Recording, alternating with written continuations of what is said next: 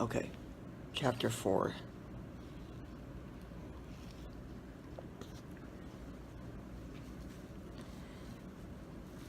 In essence, chapter 4 begins Igeres HaTeshuva in a certain sense.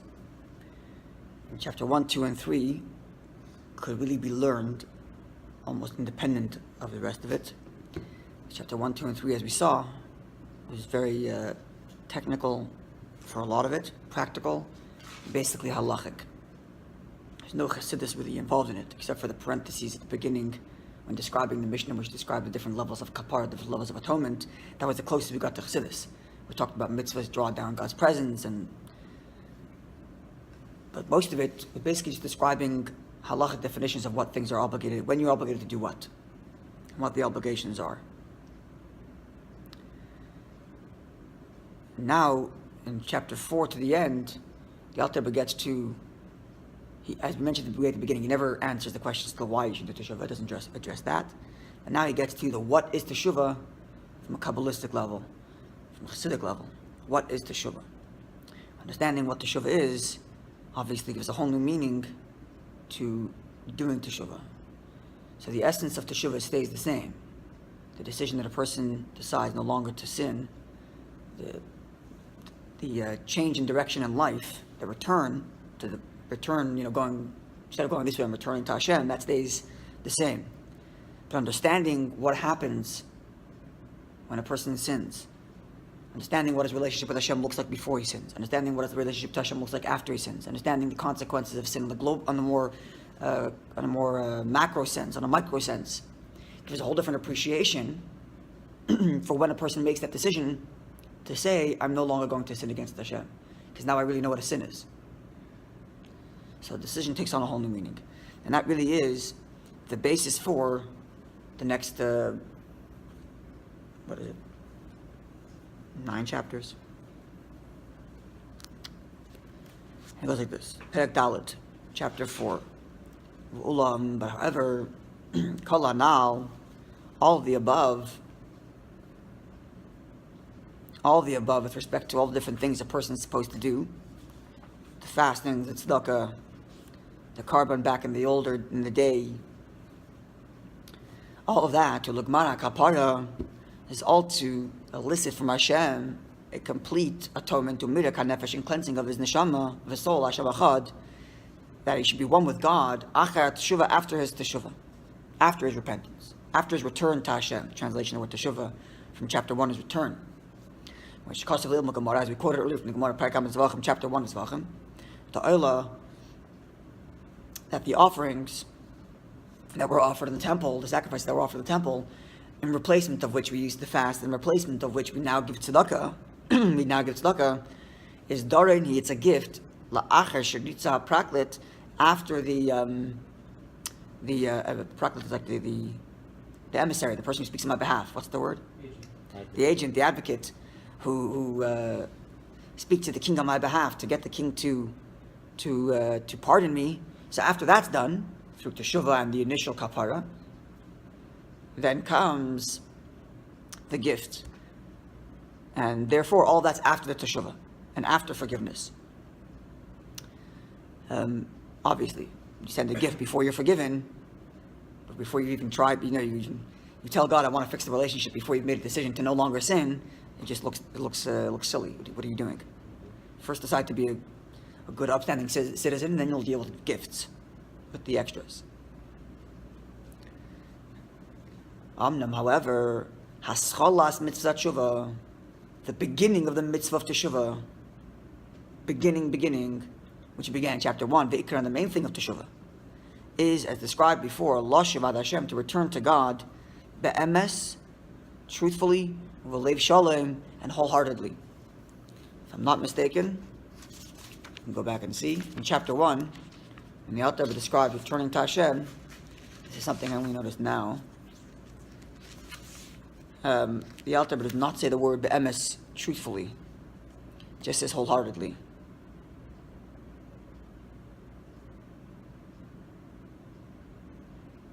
Yeah. Doesn't say the word truthfully. Doesn't say be'emes there. believe Shalom wholeheartedly. I think this requires investigation. Why the Alter Rebbe adds this word, be'emes, truthfully here. Perhaps, with the background that the Alter Rebbe is going to explain over the next chapters as to what the nature of a person's neshama's relationship with Hashem is, what the nature of sin is, what happens to a neshama when a person sins, etc. So then there's a certain level of emes to the decision to no longer sin, not just wholeheartedly. Meaning, I think what the difference is, emes, the character of emes, that it doesn't change. So a person wants to have a sustained decision. Right, we talked about before, a person has a decision, but sometimes even after the decision, a person can still fail at the decision. Even if it's wholehearted. Even if it's wholeheartedly, that's right. Even if it's wholeheartedly, a person can still fail later. And as we explained, it doesn't mean that it's not, doesn't mean that the person didn't mean it. It just means he's struggling with it, etc. But if you want to be truthful, where it's actually sustained, then it requires something much more than just a wholehearted decision. It's required a deeper understanding to know how bad it is to sin, and how incredible the opportunity is to do teshuva. Understanding that can contribute to the emes of the decision, to the truthfulness of the decision, that it shall actually be true and upheld. Perhaps this is what it means. But I'm leaving the floor open to further investigation. Why the Alter would change, why the Alter adds the emes here. Does that mean it's not required for the first, for the initial teshuva, it's not required that it should be be'emes? Wholehearted is enough, but not be'emes, not truthful. And here he's adding truthful. This requires some thought. At any rate, so in order for the initial decision, the main thing, the beginning of teshuva, before a person fasts, before a person does gifts, before a person does anything, but the initial thing, the decision to no longer serve out, to no longer sin, which, as we mentioned, also in its proper form, and certainly here we're looking for its proper form. We're looking for be'emes of alev shalom. We're looking for truthfully and wholeheartedly. So it incorporates regret and confession and all of that. So a hechech levayer, it is incumbent that we first explain Heite very well, Barchaves Abir at length. The Rebbe's father addresses these two expressions to explain very well and then at length. Heite levayer, Heite explain very well, Barchaves Abir with an elaborate explanation. These two expressions. So by first prefacing the following. That which the Zohar, that's what the Holy Zohar says, but bir milas teshuva. In explaining the word teshuva al derech hasoid from the Kabbalistic level. So on the simple level, as we explained before from the verses, the word teshuva, the Alter Rebbe proved from different verses, means lashuv, to return. In the first version of Tanya, he brings another proof. He brings another proof to the translation of the word teshuva to mean return from the heshif as exelo. You should return the stolen object. Doesn't mention that in this version of Tanya. I don't know why, but it's there. So the first simple meaning of the word teshuva is return. But now he wants to explain the word teshuva based on the Kabbalistic reason. And there in the Zohar it says that the word teshuva is comprised of two words. Tashuv, hey. To return the hey, the letter hey. Breaking the word teshuva in the middle. Tashuv, hey, the letter hey. So referring to the letter hey of Hashem's name, the tetragrammaton, isn't that the name of the, you know what it's called? Yud, Hey, Vav, and a Hey, that's Hashem's holiest name. So there are two Heys there. So Hey Tata, to return the lower Hey, meaning the last Hey, the fourth Hey. Tshuva Tata, that's the lower level of Teshuva. Hey La, to return the first Hey, the higher Hey. Tshuva Ilah, that's the higher level of Teshuva. So that's the first thing we need to explain. So there's a few things to point out there. First of all, let's just stick with one thing. We'll get to the other one later. This is all to explain, to get to the decision, be'emes of alev shalom.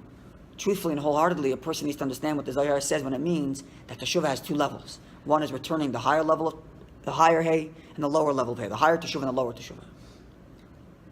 The Rebbe derives from here that understanding the higher level of teshuva is also required even for the original lower decision.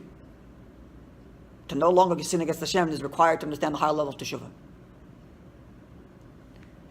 Right? The hechech levayer, we must explain in order to get a be'emes alev shalom, it should be a wholehearted and truthful decision. It's important to know the lower level of teshuva and the higher level of teshuva.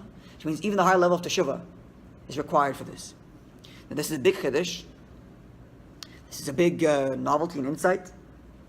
Because as we'll learn, the lower level of teshuva, the lower hay, each of the letters of Hashem represent a certain part of Hashem's manifestation, as well as the way in which that manifestation expresses itself in our experience.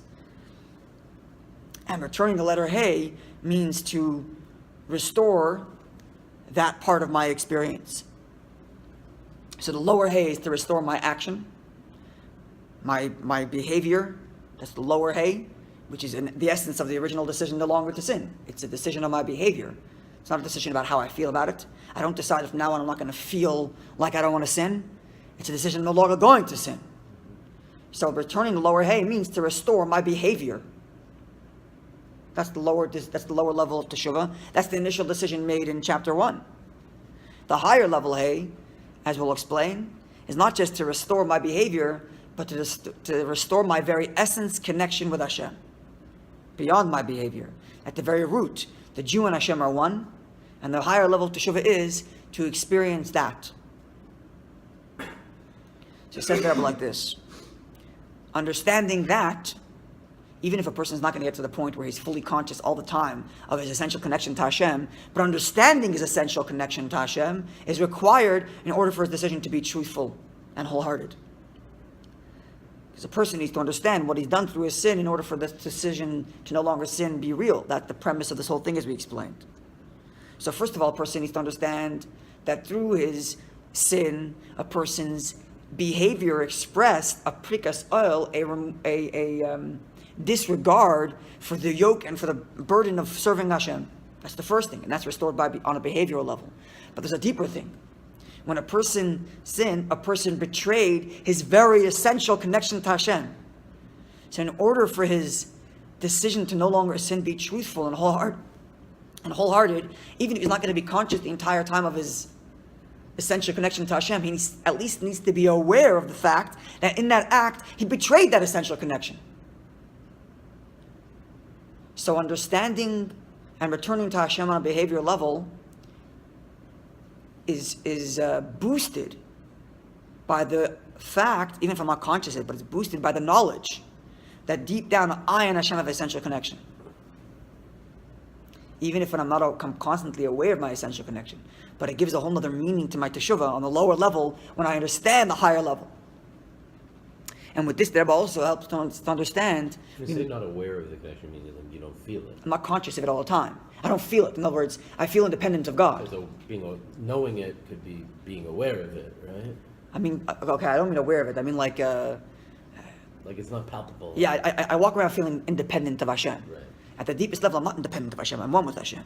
I don't walk around feeling that. But at least knowing that, there's a whole new meaning to my decision to no longer sin against Hashem. Because I'm no longer sinning against Hashem by throwing off the yoke of heaven, and I'm no longer betraying who I am at the essence. So even if I'm not fully experiencing, that's the word I'm looking for, not conscious, but even if I'm not experiencing constantly my essential connection to Hashem, the me and Hashem are one, the knowledge of that gives a whole new meaning. Which with this, the Rebbe helps to explain. We mentioned way at the beginning that the Rebbe insists that the opening lines of the cover page of Tanya, which describe as the long, short way for each and every Jew to connect to Hashem, is even true of the third part of Tanya of Igeres HaTeshuva. It goes for all of it, for all of Tanya, not just the first book. It goes through the third part as well, which means even the higher level of Teshuvah described at the end of this of Igeres HaTeshuva is also for every Jew. Even though it seems a way high level for a person to walk around and all he experiences is essential connection to Hashem. That's what the higher level of Teshuvah sounds like. But here we see that even at least the knowledge of it, Chavas Abir, the explanation of it, as he says it here, Levi Hatev Chavas Abir, to explain well and to give a broad explanation, at least to understand the essential connection that a Jew inherently has with Hashem, even if he's not consciously experiencing it all the time. The knowledge of that at least gives a whole boost, and necessary even to a degree, even for the lower level, basic level of Teshuvah, of restoring one's actions and behavior. So that's the first thing we're going to need to understand. Well, actually, this is the basic thing we're going to have to understand. Is the higher level of Teshuvah and the lower level of Teshuvah. What they are. What it means to return the lower Hey, the last Hey of Hashem's name, the last letter of Hashem's name, and what it means to restore the higher Hey of the second letter of Hashem's name, the first Hey. Question number 1. Question number 2, we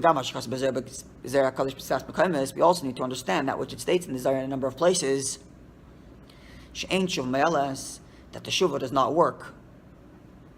The Rebbe says here that it means does not work for kapara, Right? We made a distinction between returning to Hashem, the decision to no longer sin, and the kapara, the atonement from God. So the Rebbe says here that when the Zohar says that Teshuvah doesn't work for the following sin, it's referring to atonement. And which sin is that? L'poigim b'risoi, for one who has has a blemish, meaning he sins in relation to the organ of his bris, of his covenant, meaning sexual sin, including umoitzi zer levatala, and including wasted seed, even if it's not engaged with somebody else, obviously. So the Zohar says that teshuvah does not work for that, meaning there's no the teshuvah is not enough to get kapara, to get atonement. V'hu davar tamua, and this is a very curious statement, very curious statement, because you have a rule, a principle, which the Rebbe gives the citation for. There is nothing that stands in the way of teshuvah, of return. Nothing stands in the way of return, not just to return to Hashem, but to get atonement for. Everything gets atonement. Even the three cardinal sins of idol worship, even illicit relationships. But somehow, zer levatalos, wasted seed, is worse than the cardinal sin of illicit relationships, etc. And referring to murder. The three cardinal sins, which we mentioned in the beginning, at the first Mishnah we quoted, it says there that after going through pain in life, there is atonement. So there is a path to atonement. And here the Zohar says there's no path to atonement. What's going on? For this one sin of wasted seed.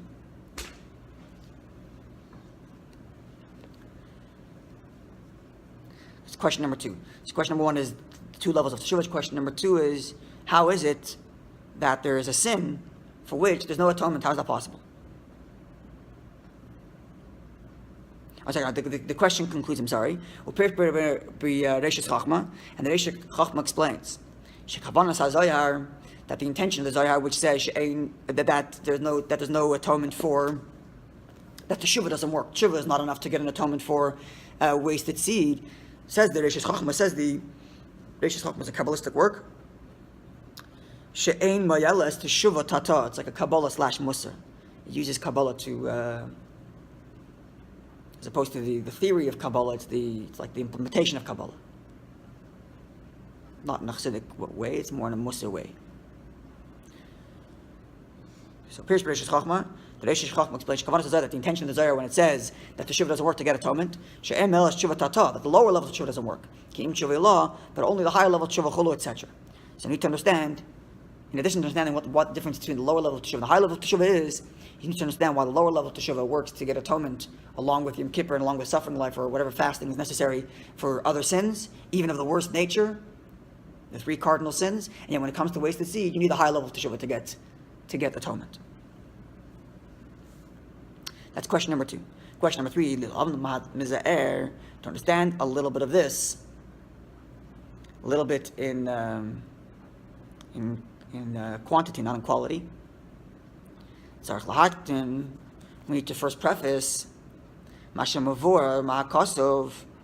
that which explained based on the verse and from the words of our sages, the idea of kares, excision. I think that's the word, isn't that the word, excision? And capital punishment at the hands of heaven.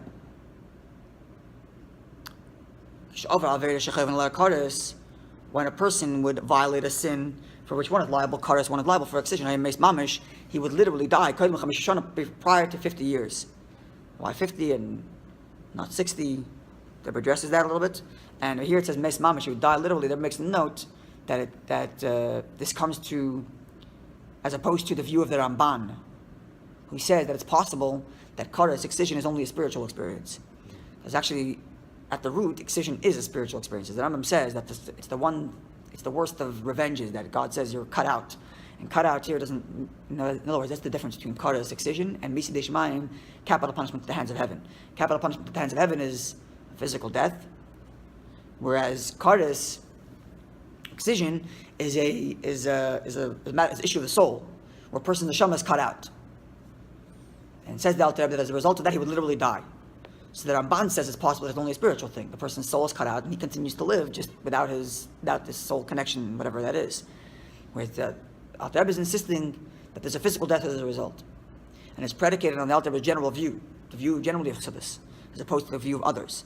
That reward and punishment are not like paychecks that have nothing to do with the work you did. What you did is laying bricks, and what you get in return is cash. Laying bricks does not create cash, it's just the compensation.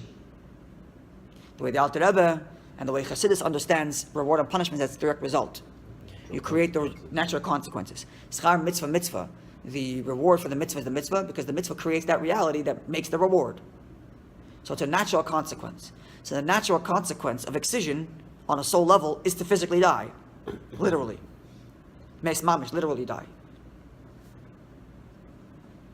So when it comes to excision, it would be 50 years. Of a misiv de shemayim, and when there's death at the hands of heaven, meis mamish, where a person will literally die, kaidim shishim shana before 60 years. And he gives an example, Hananya ben Ezer hanavi b'Yirmiyah, like Hananya ben Ezer, the Navi, the prophet, in the book of Yirmiyah, where there he prophesied something, and not that God didn't say to prophesize. And Yirmiyah says, this year Yirmiyah says you're going to die, and he does die. The Rebbe gets into every single word, why the Alter Rebbe uses this as an example, and why he uses the word Navi, because the word Navi proves that he didn't die at the hands of a court, but he died at the hands of heaven. A whole explanation going through every single word here, and why it says Yirmiyah. But this is Alter Rebbe's proof, as Rebbe explains at length, that there's literal death and not just the spiritual death. And Lupamim, and at times, in the parenthesis says Alter Rebbe, even when it comes to the death at the hands of heaven, the Alter person can be paid for. A person can die Alter right away. And we find by Erva. So here the Alter Rebbe is addressing a different question, because the person, I think Hananya ben Ezer died that year. And one might ask, one second, so maybe if that's your proof that the person literally died, maybe a person should die within a year. Why 50 and 60? So it says the Alter Rebbe, there's a proof from the story of Erva Onim, which we mentioned earlier. Erva Onim are Yehuda's sons who sinned with wasted seed, and they died right away. So it says the Alter Rebbe, even though a person's not necessarily, once the punishment has been delineated, once a person, or the consequences of his action are death, it's possible that it happens right away. So don't prove from Hananya ben Ezer that it means that a person has to die right away. It follows, like our sages say, that it goes after 50 or 60 years, depending on what level. Death by heaven versus excision versus kares. But it's possible that it happens right away, like we see by everyone. So where's the question? We find in every generation many different people who are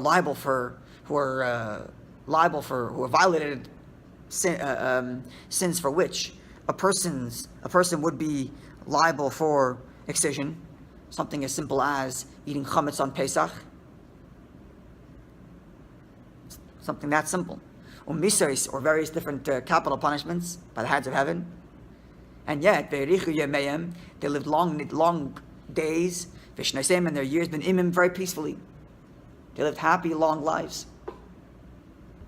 So if it's just simply a compensation, so one can say, okay, Hashem doesn't compensate for people through death, He compensates them by punishing them in the world to come or some other way. But Alter Rebbe is saying it's a natural consequence. So what happens to the natural consequence? The natural consequence of violating these sins should be death. So why aren't they dying? And never mind, they're alive. They're living b'nimim. They're living happy, peaceful lives. As opposed to, one might think that our sages compare poverty to death. So maybe the guy didn't die literally, okay, but he became impoverished. And it says ani chashiv kameh, someone who's impoverished, like literally really destitute, is like death. Not what we call today impoverished, where a person has a mortgage. That's not considered impoverished. I mean, like completely, fully destitute. So it says the Alter Rebbe, no, but they're living their lives b'nimim, happily. So we have three questions, and before we even get to the answers, the questions themselves point us in a certain direction. The first question is, what I'm sharing with you now is the way I haven't seen this explicitly stated. It's pretty clear from the commentaries, but this is my own reading on it. So there are three questions we had. Number one, to understand the lower and higher level of Teshuvah. And number two, the lower level, a high level of teshuva in relation to understanding what we're doing when we return the hay to its original place. Number two, to understand why when a person spills seed, does the lower level of teshuva not work for atonement, even with suffering that comes along with for other cardinal sins. But it needs the high level of teshuva. And question number three is why there's no excision nowadays. Which doesn't relate to teshuva directly, but helps you understand what the nature of sin is. So what all these three things do is it informs you, all of these three things in a different way inform you that a sin and teshuva is not simply a private matter between you and Hashem. So I did something wrong, I need to fix it. But it has consequences in all of reality. It has real consequences in all of reality. And therefore it's much larger than, oh, I did something wrong, I'm destined to damnation. Okay, either I will deal with it or I won't deal with it. No. First of all, the name of Hashem, so to speak, is relying on you. The name of Hashem, the letter Hey, is missing. Has to be restored. Right? That's different. If you want to put in one word, the difference between the translation of Teshuvah on the simple level, meaning return, whereas the translation of Teshuvah on the Kabbalistic level is return. The original one is return to the path of Hashem, and here it's the word restore. I'm restoring God's name. I'm restoring the Hey. So it's no longer just about you. Hashem's name is in jeopardy here. It's relying on you. It's a big idea, big deal. Lower Teshuvah, lower the first Hey, the higher Hey, but you're restoring not just yourself, but you're restoring a divine truth. Whatever that means, as we'll explain. That was from question number one. From question number two, which tells you that the question was, why, when it comes to spilling seed, does the lower level of teshuva not work for atonement? What it tells you is that teshuva, or let's say the atonement, is not just the stricter the sin, the harder you have to work to get atonement. Because the three cardinal sins don't need the higher level of teshuva for atonement. But yet spilling seed does need the higher level of teshuva for atonement. What that tells you is there's an objective something that happens when a person sins, and therefore to fix it's not about how terrible or how bad it was, but what are the consequences of your action? The consequences of the action of spilling seed requires more effort to fix that consequence, even if it's not as bad or as scary as some other sin. It's not about, it's not tit for tat. You did something so bad, you need to work so hard. You did something less bad, you work less hard. The question is, what happened? What actually happened when you sinned? Don't the punishments for various sins kind of give that same thing? It's about, like you said, it's the natural consequence. Yeah. Meaning, so these ones are sins where you're chayav misa, and spilling seed is different, right? So, right. And yet it needs the higher level of teshuva. Right. So, but you can say that if you look at the punishments, then the other ones cause more of a blemish or require more fixing, have a bigger effect. Have worse consequences, worse punishments. And yet, so the punishment just shows that the sin itself has a bigger effect, spiritual effect, right? And yet you don't need to hire children for atonement. Right. Again, in other words, what we need to investigate is an objective consequence of sin, to understand what that is, and not just how bad was it on the scoreboard, and we have to pay you back with something very difficult. Yeah. Right. So in other words, it tells you that there's real consequences. And then finally, the third question is how can we see people living happy lives after Karas? Tells you that not only is there a spiritual significance to spiritual hashlachot, consequences and applications to this to sin, but there are physical ones. At least there should be. There should be physical consequences to sin. And the question is why there isn't now.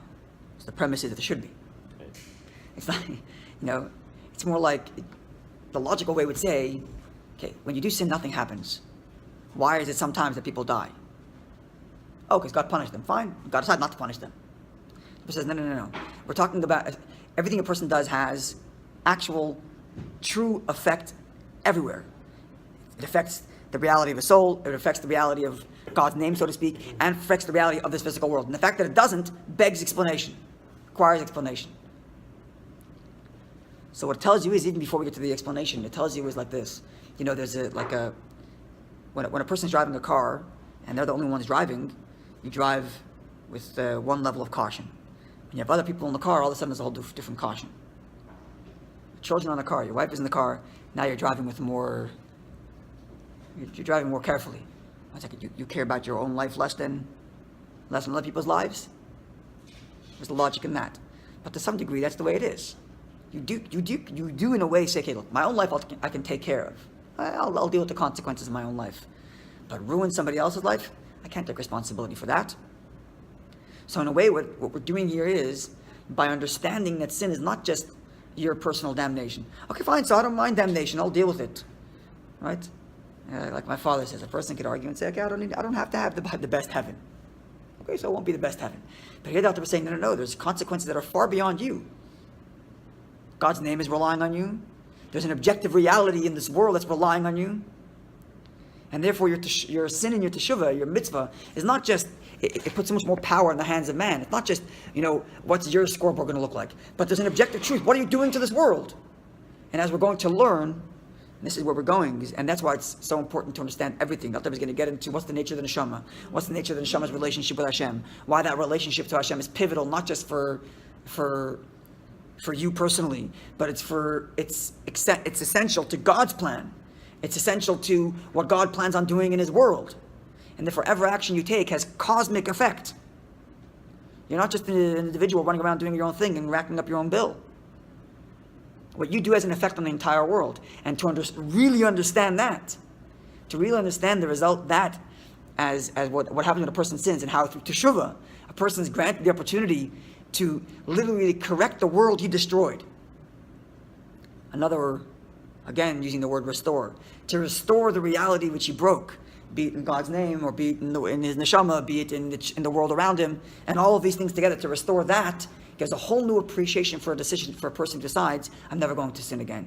When he understands that what he did in the sin was not just his own personal thing, but had cosmic effects as well, and for God's plan too.